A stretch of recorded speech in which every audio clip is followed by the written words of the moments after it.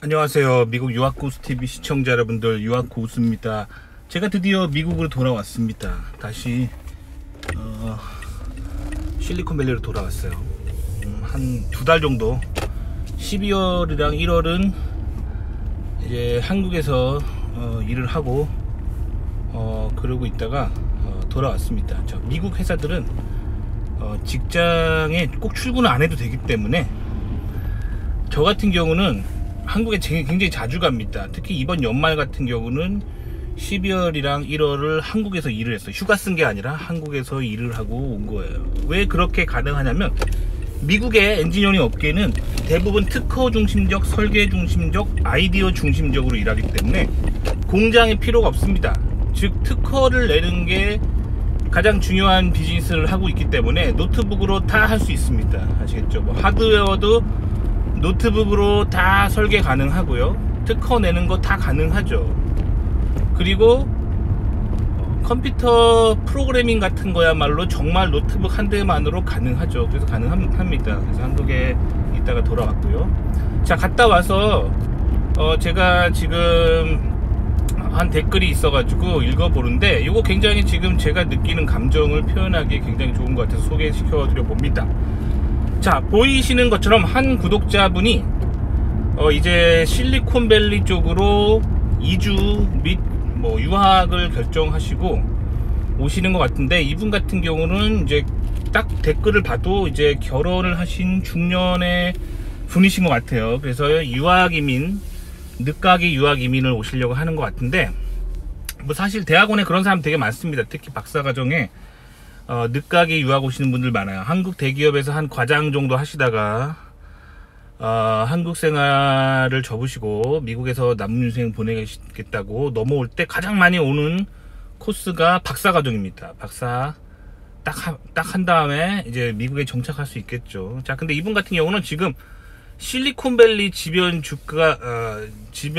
집값을 굉장히 관심 있게 보시는 것 같은데, 자, 이분 댓글을 보니까 실리콘밸리에 오고 싶은데 실리콘밸리 서버브 지역 집값을 알아보다가 너무 비싸서, 자, 산호세까지 2시간 넘는 거리로 넘어가야지만 좀 집값이 괜찮은 데가 있고, 산호세 다운타운은 집값이 너무 비싸서 못 오겠다, 못 오겠다기보다 힘들다, 요런 댓글이에요. 딱 봐도. 그죠?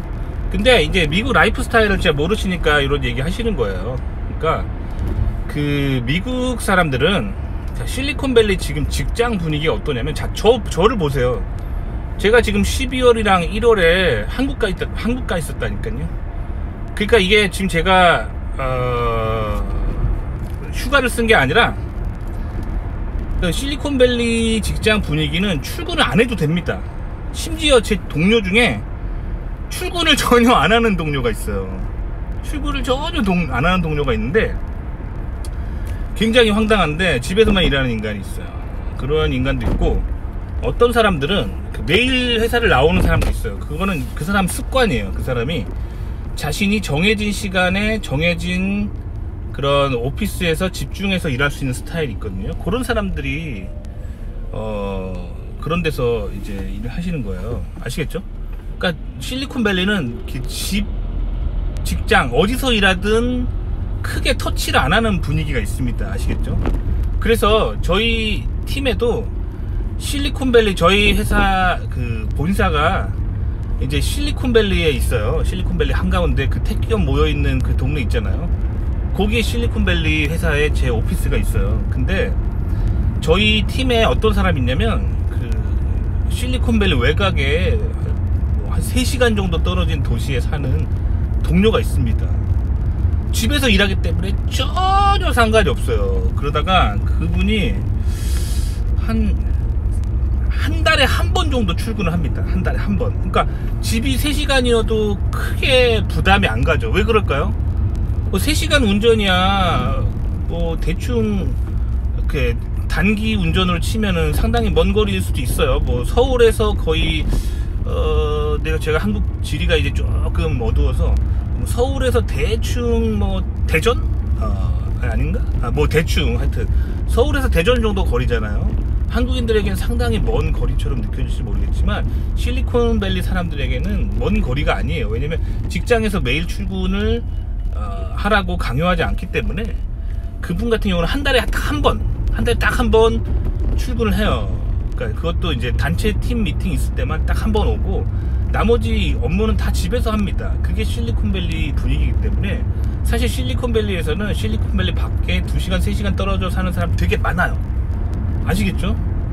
그리고 저 같은 경우도 실리콘밸리 다운타운 분위기를 안 좋아해가지고 그 실리콘밸리 바깥에 저도 실리콘밸리 밖은 아닌데 실리콘밸리를 뭐 예를 들면 산호세라고 하는 그 지역적인 어떤 주소로 분류하자면 저는 산호세에 아주 가장자리에 살아요. 왜 그러냐면 다운타운으로 오면 올수록 택 기업이 많고 바쁘고 그러기 때문에 저는 외곽에 살아요. 외곽에. 그러면서 저도 회사 가려면 한 30분 이상 운전을 해야 돼요. 그런 곳에 살고 있어요. 아시겠죠? 그러니까 다들 그렇게 산다는 거예요.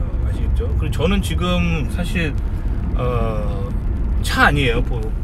음성 들리는 것처럼 노이즈가 좀 있죠. 운전하고 있어요. 그래서 2달 만에 미국으로 돌아와서 지금 2달 만에 출근을 하고 있습니다. 왜 출근을 하냐면 사실 저도 집에서 일해도 돼요.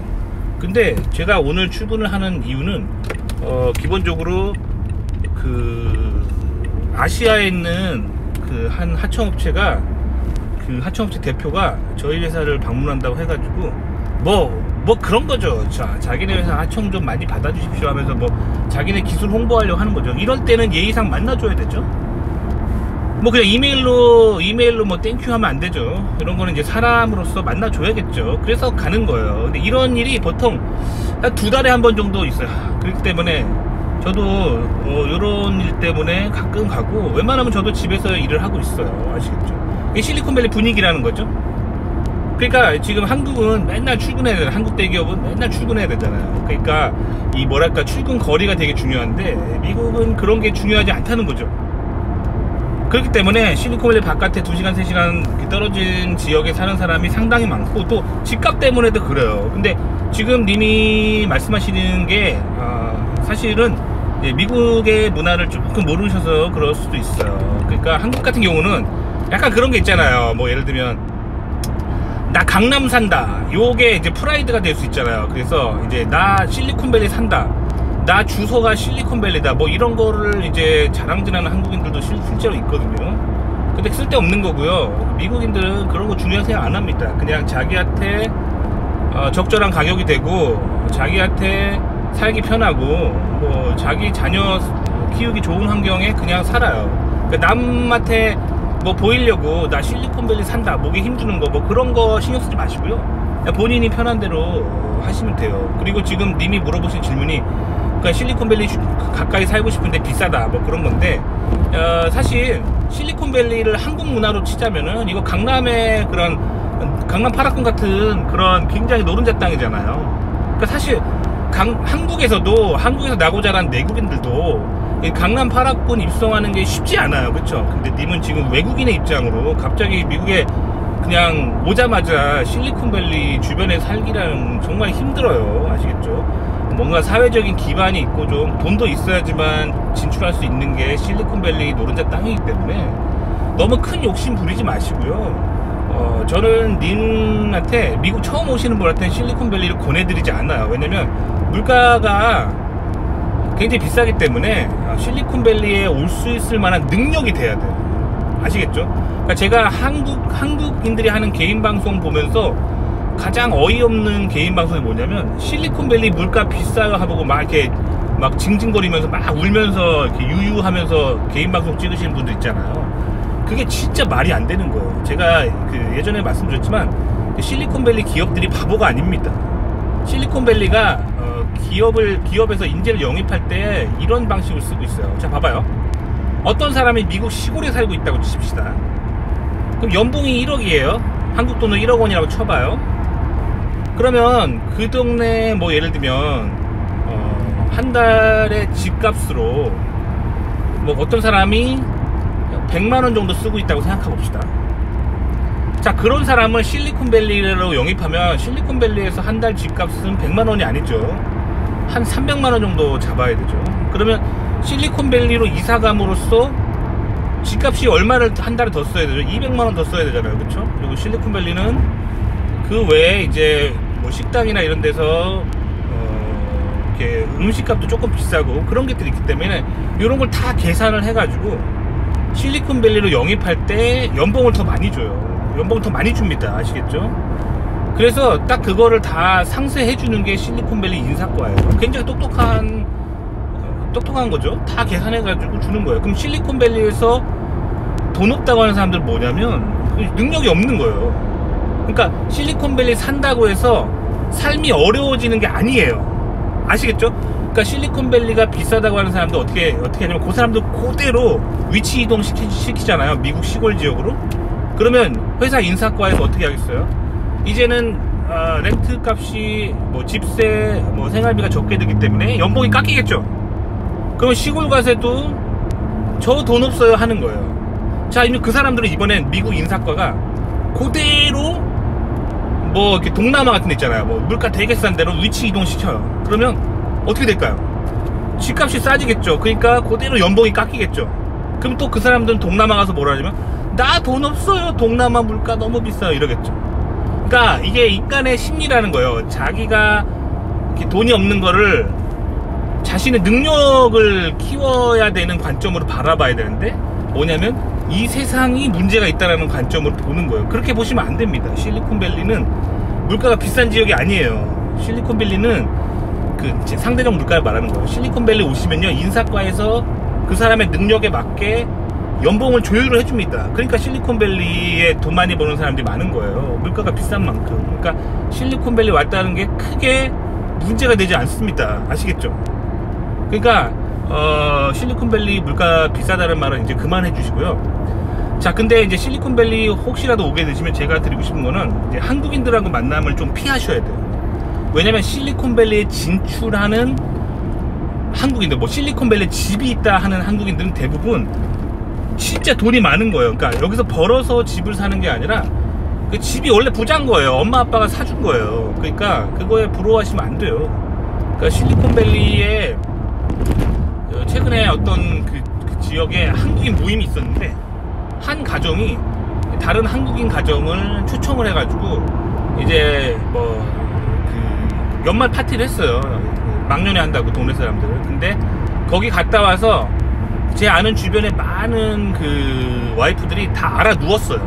왜 알아 누웠냐면은 갔는데 그 실리콘밸리 노른자 땅에 그 아주 넓은 평수에 막 잔디밭 있고 막 그런 멋진 그 차고 있고 그런 멋진 그 미국식 양옥집 있잖아요. 그런 데 살고 계시는데 뒷마당에 수영장까지 있는 거예요. 아, 실리콘밸리에 그 정도 집이면은 한국 돈으로 한 20억이 넘는 그런 데예요. 그 절대로 실리콘밸리에서 이렇게 대기업 다닌다고 해서 그런 집 못 사요. 실리콘밸리 뭐 연봉이 세다고 해도 실리콘밸리 뭐 잘 나가는 택기업 직장인들 연봉이 한국 돈으로 한 3억 원 정도 하거든요. 그런 사람이 한 푼도 안 쓰고 7년 모아야 살 수 있는 게 그런 집이에요. 그쵸? 그러니까 사실 그거를 자기 돈 모아서 산 게 아니죠. 뭐 연봉이 아무리 3억이 돼도 뭐 이것저것 뭐 생활비하고 집세하고 자녀 교육비 하면은 뭐 몇 억 남겠죠. 근데 뭐 예를 들면 1년에 1억씩 저축한다고 쳐봐요. 그래도 그런 집 사는데 20년 걸리는 게 그렇게 비싼 집인데 그런 초호화 집을 갔다 와가지고 이 와이프들이 다 알아 누웠어요. 끙끙 알아 눕더라고요. 제가 수소문 해보니까. 그러면서 자기 신세한탄을 하는 거예요. 아, 저 여자는 남편 잘 만나가지고 저렇게 멋진 집에서 실리콘밸리 노른자 땅에 뒷마당에 수영장 있는 집 사는데 애들이랑 맨날 수영장 있고 수영 파티 하는데 내 인생은 뭘까 하면서 나락으로 다 떨어지더라고요. 근데 사실 그분들 남편도 상당한 돈 많이 버시고 상당히 잘 사는 집들인데 그렇게 남 부러워하면 끝도 없습니다. 아시겠죠? 남 부러워하시면 말고요. 그 실리콘밸리는 한국으로 치면은 강남에 어디 파락군 이런 데라고 보시면 돼요. 강남 파락군 노른자 땅에 엄청 좋은 집 사는 사람을 대상을 놓고 아 나도 저 정도로 살아야지 하면은 인생 불행해지는 거예요. 끝없이 나락으로 가는 삶입니다. 자기의 삶에 만족해야 돼요. 자, 제가 예전에 이제 제가 집 샀다는 영상 보신 것 같은데, 저는 그 실리콘밸리에 있는 집이 아니에요. 실리콘밸리 아닌 다른 지역에 집값 싼 데 많거든요. 일반적인 대도시 주변에 서버브라고 하는 지역 가면은 집값 싼 데 되게 많아요. 저도 수영장 있고 앞마당 잔디밭 있고 차고에 차 2대 들어가는 그런 양옥식 집을 구매한 적이 있어요. 한국 돈으로 얼마였냐면 한 3억 5천 정도 주고 구매를 했는데, 미국은 그거를 자기 돈으로 다 구매하는 게 아니에요.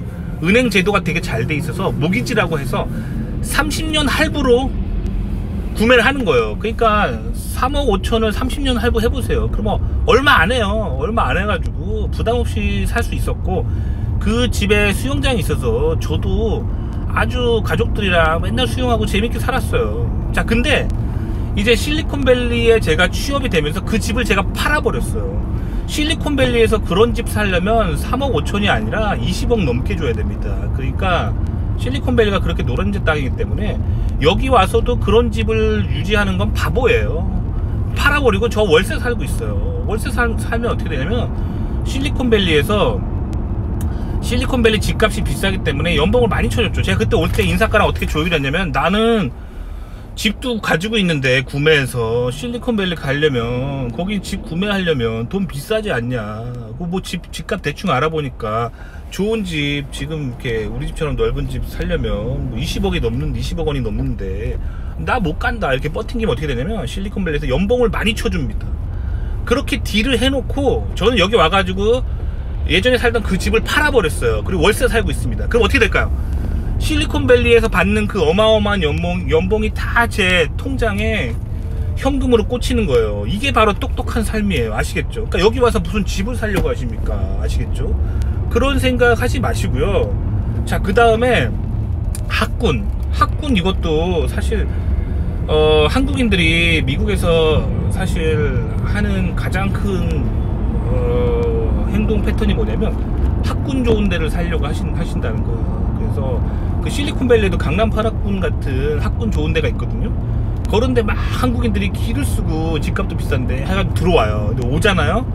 그러면은 그 학군 좋은 동네에 다 사는 사람들 보면은 대만 사람들, 중국 사람들, 일본 사람들, 인도 사람들, 한국 사람들, 이렇게 다 동양인밖에 없어요. 그래서 그런 학군 좋은 데 가잖아요. 그럼 동양인만 거의 막 90%가 넘는 이런 학교에 가게 되는데, 사실 자녀 교육에 좋은 게 아닙니다. 왜냐면 미국에 유학 와서는 미국인들이 왜 여유롭게 사는가, 왜 여유롭게 살면서도 부유하면서도 어떻게 이렇게 창조적으로 살 수 있을까, 창조적인 기술이 매일매일 발전할 수 있을까, 요거를 배워야 되거든요. 그러면 미국 내국인들이 마련 사는 데 가야 돼요. 자, 미국 내국인들이 여유롭게 살면서도, 그러면서도 창조적으로 계속 기술을 개발하면서도, 그러면서도 부유하게 살죠. 그 이유가 뭐냐면 학교 다닐 때 학벌 위주로 살지 않기 때문이에요. 그 미국 사람들, 미국 내국인들은 학벌을 안 따져요. 학군을 안 따집니다. 그런 거 따지는 사람들 다 한국 사람들. 아시겠죠? 한국 사람들은 한국에서의 습관대로 강남 8학군 이게 뇌에 저장이 돼 있기 때문에 미국 와서도 실리콘밸리 학군 좋은데 맨날 이러기 때문에 애들이 와가지고 바보가 되는 거예요. 그러니까 제가 항상 채널에서 말씀드리지만, 뭐 학군 좋은데 뭐 과학고 이런 데 보내면 안 된다고 했죠. 애들 버리는 거예요. 왜냐면 성적을 잘 받기 위한 레이스를 하는 곳이기 때문에 오면은 다 동양인들밖에 없어요.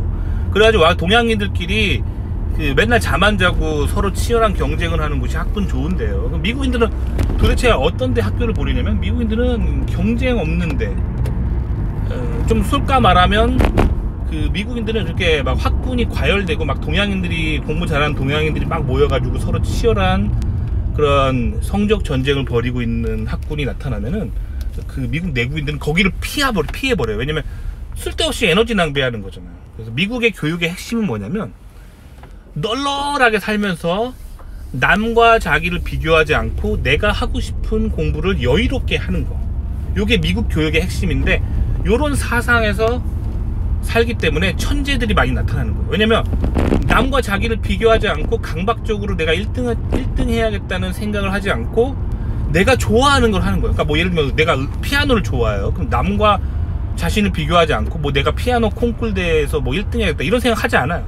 내가 좋아하는 음악의 악보를 여유롭게 치면서 커피 한잔 하면서 여유롭게 치면서 재미있게 하기 때문에 음악의 천재가 그런 환경 속에서 나오는 거예요.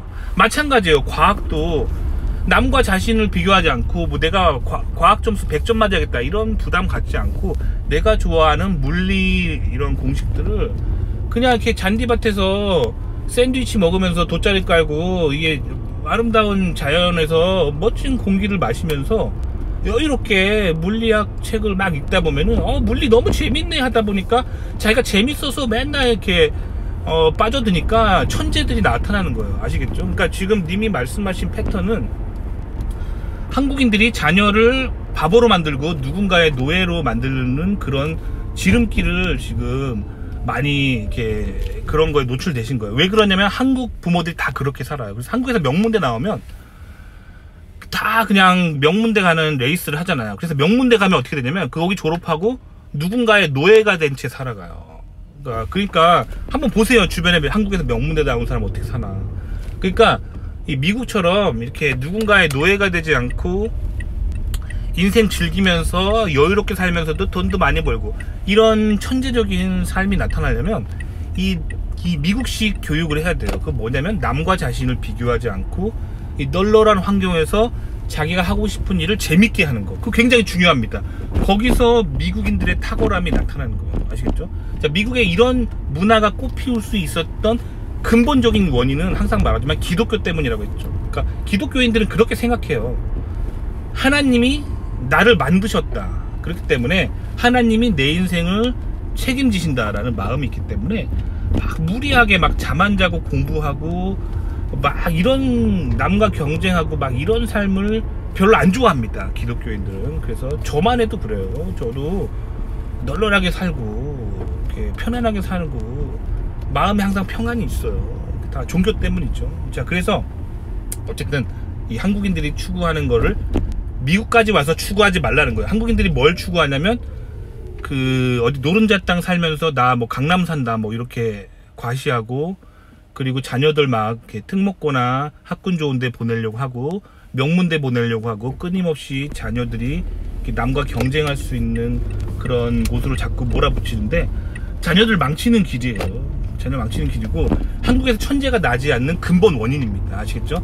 그 근본 원인 말씀드렸어도 이게 고쳐지지 않아요. 한국 사람도 그만큼 깊이 뿌리 박힌 그런 사상이 있기 때문인데, 자, 그 모든 사상의 그 뿌리가 그 아시아의 유교 사상에서 온다 그러고 제가 말씀드렸죠. 자, 유교는 공자님이 만들어낸 철학이고 공자님은 한국인의 조상조차도 아닙니다. 중국인 조상이죠. 그래서 그 결과 그런 공자 같은 제자백가 사상에 심취된 중국이 지금 어떻게 되냐 보시면은 굉장한 디스토피아를 만들고 있죠. 공산당이라는 디스토피아를 만들고 있죠. 아시겠죠? 그러니까 좋을 거 하나도 없는 사상이에요. 그래서 중국에서 온 사상들은 웬만하면 좀 끊어버리고 좀 잘 사는 사람들이 가지고 있는 사상을 좀 배울 필요 있습니다. 뭐 예를 들면 미국이나 영국, 그 세계를 제패한 국가들이죠. 그 사람들이 왜 세계를 제패했을까? 원인을 잘 보시면 돼요. 원인이 다 있습니다. 아시겠죠? 바로 자녀 교육 방법에 있습니다. 남과 자신을 비교하지 않고 자기가 좋아하는 일을 널널하고 자유로운 환경에서 마음껏 할 수 있게 하는 그런 교육 체계. 그거 굉장히 좋은 방식이에요. 아시겠죠? 아시겠죠? 저도 그렇게 살고 있고 제 자식도 그렇게 실천하고 있습니다. 아시겠죠? 그래서 너무 막 이렇게 실리콘밸리에서 좋은 학군, 좋은 집, 좋은 직장, 좋은 학교 그런 거 신경 쓰지 마시고요. 남과 자신을 비교하지 마셔야 돼. 그러기 위해서 한국인이 미국에서 제가 추천드리는 삶은 한국인을 웬만하면 만나지 마세요. 한국인을.